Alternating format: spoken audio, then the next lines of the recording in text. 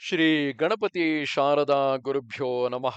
ಯತ್ರ ಯೋಗೇಶ್ವರ ಕೃಷ್ಣೋ ಯತ್ರ ಪಾರ್ಥೋ ಧನುರ್ಧರಃ ತತ್ರ ಶ್ರೀ ವಿಜಯ ಭೂತಿರ್ಧ್ರುವಾನಿ ತಿರ್ಮತಿರ್ಮಮ.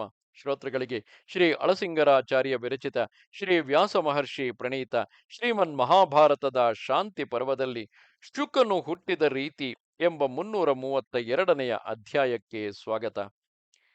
ಭೀಷ್ಮನು ಧರ್ಮರಾಜನನ್ನು ಕುರಿತು ಹೇಳುತ್ತಿರುವನು, ಅಂದರೆ ಯುಧಿಷ್ಠಿರನನ್ನು ಕುರಿತು ಹೇಳುತ್ತಿರುವನು. ಧರ್ಮರಾಜ, ವ್ಯಾಸನು ಹೀಗೆ ರುದ್ರನಿಂದ ವರವನ್ನು ಪಡೆದ ಮೇಲೆ ಅಗ್ನಿಯನ್ನು ಹುಟ್ಟಿಸುವುದಕ್ಕಾಗಿ ಅರಣಿ ಕಾಷ್ಟವನ್ನು ಕಡೆದನು. ಇಷ್ಟರಲ್ಲಿ ಅವನ ಮುಂದೆ ಘೃತಾಚಿ ಎಂಬ ಅಪ್ಸರಸಿಯನ್ನು ಕಂಡನು. ಅವಳಾದರೋ ಅತ್ಯಂತ ರೂಪವತಿಯಾಗಿ ಅಪೂರ್ವ ಲಾವಣ್ಯದಿಂದ ಬೆಳಗುತ್ತಿದ್ದಳು. ಅವಳನ್ನು ಕಂಡೊಡನೆ ವ್ಯಾಸಮುನಿಯು ಕಾಮಮೋಹಿತನಾದನು. ವ್ಯಾಸನ ಮನಸ್ಸು ಕಲಗಿದುದನ್ನು ಕಂಡು ಘೃತಾಚಿಯು ಒಂದು ಹೆಣ್ಣು ಗಿಳಿಯ ರೂಪದಿಂದ ಅವನ ಸಮೀಪಕ್ಕೆ ಹೋದಳು.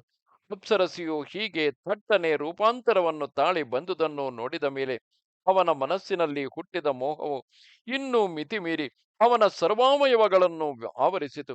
ಆಗ ವ್ಯಾಸ ಮಹರ್ಷಿಯು ತನ್ನ ಮನೋವಿಕಾರವನ್ನು ಅಡಗಿಸಬೇಕೆಂದು ಎಷ್ಟೇ ಧೈರ್ಯವನ್ನು ಅವಲಂಬಿಸಿ ಪ್ರಯತ್ನಿಸಿದರೂ ಆ ಮನೋರೋಗವನ್ನು ತಡೆಯಲು ಅವನಿಗೆ ಸಾಧ್ಯವಾಗಲಿಲ್ಲ.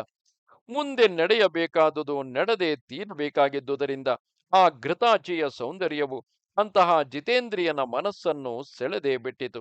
ಹೇಗಾದರೂ ಈ ಚಿಂತೆಯನ್ನು ತಪ್ಪಿಸಬೇಕೆಂದು ಆ ಮಹರ್ಷಿಯು ಮೊದಲಿನಂತೆ ಅಗ್ನಿಕಾರ್ಯಕ್ಕಾಗಿ ಅರಣಿಯನ್ನು ಕಡೆಯಲಾರಂಭಿಸಿದನು. ಆದರೇನು, ಆ ಮೋಹದಿಂದ ಅವನಿಗೆ ವೀರ್ಯ ಸ್ಖಲನವಾಗಿ ಅವನ ತೇಜಸ್ಸು ಆ ಅರಣಿಯಲ್ಲಿಯೇ ಬಿದ್ದಿತು. ಆಗಲೂ ಆ ಮುನಿಯು ನಿಶ್ಶಂಕೆಯಾಗಿ ಅರಣಿಯನ್ನು ಮಥಿಸುತ್ತಾ ಬಂದನು. ಆ ಮಥಿಸಿದ ಸ್ಥಳದಿಂದ ಆ ಶುಕನು ಹುಟ್ಟಿದನು.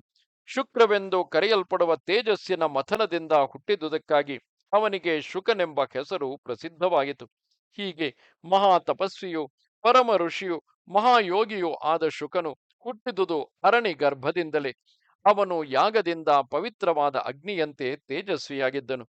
ಅವನು ತನ್ನ ತಂದೆಯಾದ ವ್ಯಾಸನಿಗೆ ಸಮಾನ ರೂಪದಿಂದಲೂ ಸಮಾನ ವರ್ಣದಿಂದಲೂ ಶೋಭಿಸುತ್ತಾ ಆತ್ಮಧ್ಯಾನ ಪರನಾಗಿ ಹೊಗೆಯಿಲ್ಲದ ಅಗ್ನಿಯಂತೆ ಜ್ವಲಿಸುತ್ತಿದ್ದನು. ಅಷ್ಟರಲ್ಲಿಯೇ ಮೇರುಪೃಷ್ಠದಲ್ಲಿ ನದೀರತ್ನವೆನಿಸಿದ ಗಂಗಾ ನದಿಯು ಆಕಾರದೊಡನೆ ಅಲ್ಲಿ ಕಾಣಿಸಿಕೊಂಡು ತನ್ನ ಜಲದಿಂದ ಅವನಿಗೆ ಸ್ನಾನ ಮಾಡಿಸಿದಳು. ಇಷ್ಟರಲ್ಲಿಯೇ ಆಕಾಶದಿಂದ ದಂಡ ಕೃಷ್ಣ ಜನಗಳೆರಡು ಆ ಶುಕನ ಮುಂದೆ ಬಿದ್ದವು. ಆಗ ಗಂಧರ್ವರು ಗಾನ ಮಾಡಿದರು, ದೇವದುಂದುಭಿಗಳು ಮೊಳಗಿದವು, ಅಪ್ಸರಸ್ಸುಗಳು ನರ್ತಿಸಿದರು. ವಿಶ್ವಾವಸು, ನಾರದ, ತುಂಬುರು, ಹಾಹಾ, ಹೂಹು ಮೊದಲಾದ ದೇವಗಾಯಕರೆಲ್ಲ ಆ ಶುಕನನ್ನು ದಿವ್ಯ ಗಾನಗಳಿಂದ ಸ್ತುತಿಸಿದರು. ಇಂದ್ರಾದಿ ಲೋಕಪಾಲಕರು ದೇವತೆಗಳೊಡನೆಯೂ ದೇವರ್ಷಿಗಳೊಡನೆಯೂ ಅಲ್ಲಿಗೆ ಬಂದರು. ವಾಯುವು ದೇವಲೋಕದಿಂದ ಪುಷ್ಪವರ್ಷವನ್ನು ಸುರಿಸಿದನು. ಸ್ಥಾವರ ಜಂಗಮಾತ್ಮಕವಾದ ಸಕಲ ಜಗತ್ತಿಗೂ ಆಗ ಅಪೂರ್ವ ಸಂತೋಷವೊಂದು ತೋರಿತು.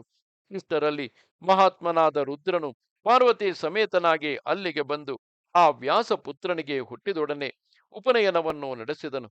ಇಂದ್ರನು ಆ ಶುಕನಿಗಾಗಿ ದಿವ್ಯ ಕಮಂಡಲವನ್ನು ದಿವ್ಯ ವಸ್ತ್ರವನ್ನು ತಂದುಕೊಟ್ಟನು. ಆಗ ಆ ವನದಲ್ಲಿದ್ದ ಹಂಸ ಸಾರಸಾದಿಗಳು ಗಿಳಿಗಳು ಆ ಶಿಶುವಿಗೆ ಪ್ರದಕ್ಷಿಣೆ ಮಾಡಿದವು.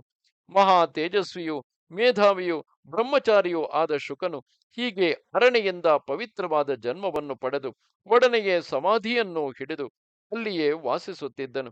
ತಂದೆಯಾದ ವ್ಯಾಸನನ್ನು ಹೇಗೋ ಹಾಗೆ ಇವನು ಹುಟ್ಟಿದೊಡನೆ ಎಲ್ಲಾ ವೇದಗಳು ಉಪನಿಷತ್ತಿನೊಡನೆಯೂ ಸೂತ್ರಗಳೊಡನೆಯೂ ಅವನನ್ನು ಸೇರಿದವು. ವೇದಾಂಗಗಳನ್ನು ಅವುಗಳ ಭಾಷ್ಯಗಳನ್ನು ತಿಳಿದವನಾಗಿದ್ದರು.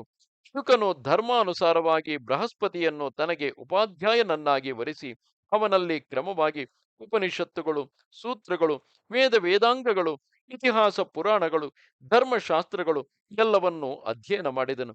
ಅಧ್ಯಯನವಾದ ಮೇಲೆ ಗುರುದಕ್ಷಿಣೆಯನ್ನು ಕೊಟ್ಟು ಸಮಾವರ್ತನ ಕರ್ಮವನ್ನು ಮುಗಿಸಿ ಬ್ರಹ್ಮಚರ್ಯದಲ್ಲಿಯೇ ನಿರತನಾಗಿ ಉಗ್ರ ತಪಸ್ಸನ್ನು ಮಾಡುತ್ತಿದ್ದನು. ಆ ಮಹಾ ತಪಸ್ವಿಯು ಬಾಲ್ಯದಲ್ಲಿಯೇ ತನಗುಂಟಾದ ಜ್ಞಾನದಿಂದಲೂ ತಪಸ್ಸಿನಿಂದಲೂ ದೇವತೆಗಳಿಗೂ ಋಷಿಗಳಿಗೂ ಮಾನ್ಯನಾಗಿ ಅವರಿಗೂ ಆಗಾಗ ವಿಷಯಗಳನ್ನು ಬೋಧಿಸತಕ್ಕವನಾದನು.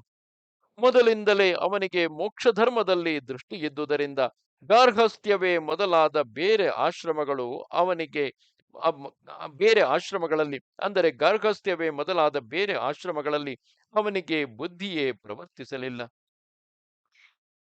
ಇದು 332ನೆಯ ಅಧ್ಯಾಯವು. ನಮಸ್ತೆ ಶಾರದೆ ದೇವಿ, ಕಾಶ್ಮೀರ ಪುರವಾಸಿನಿ. ತ್ವಾಮಹಂ ಪ್ರಾರ್ಥಯೇ ನಿತ್ಯಂ ವಿದ್ಯಾದಾನಂಚ ದೇಹಿ ಮೇ. ನಮಸ್ಕಾರ.